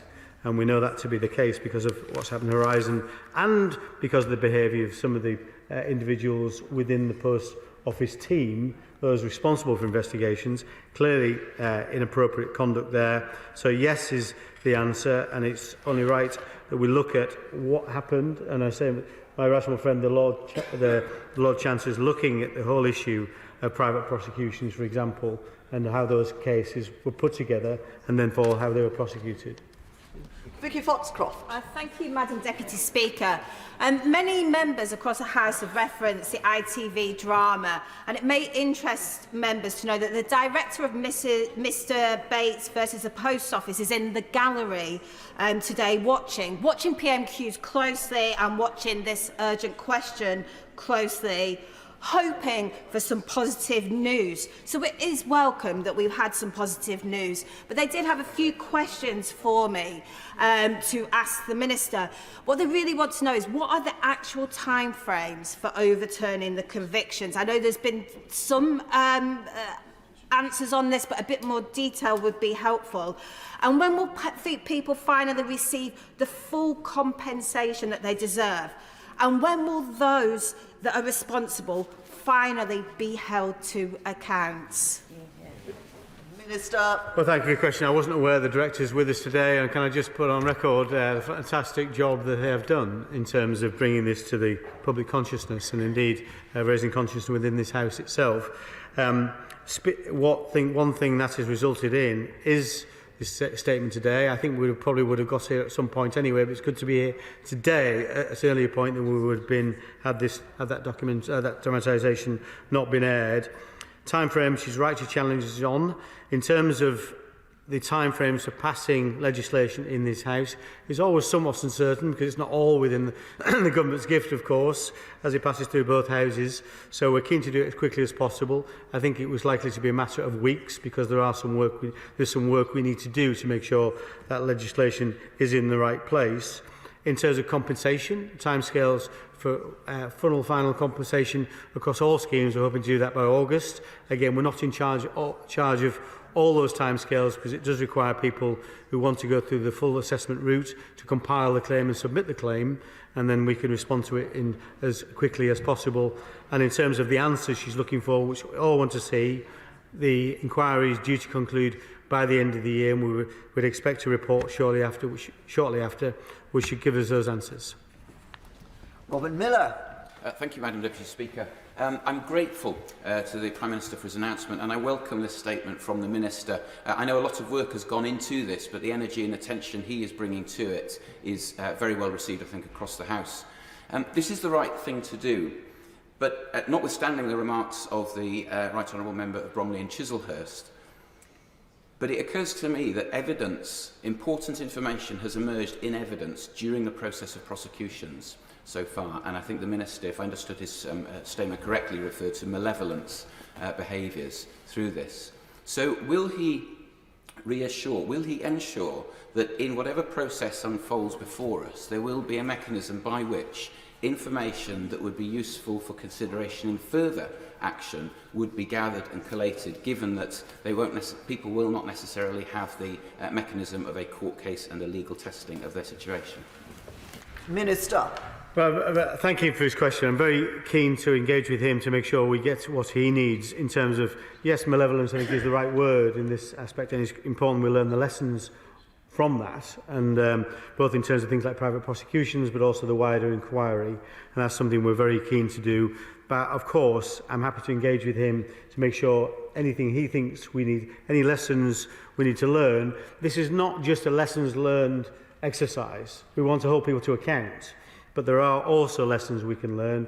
Very important that we learn them, and I'm very happy to talk to him about what he thinks we should do in addition to what we set out already. Joanna Cherry. Thank you, Madam Deputy Speaker.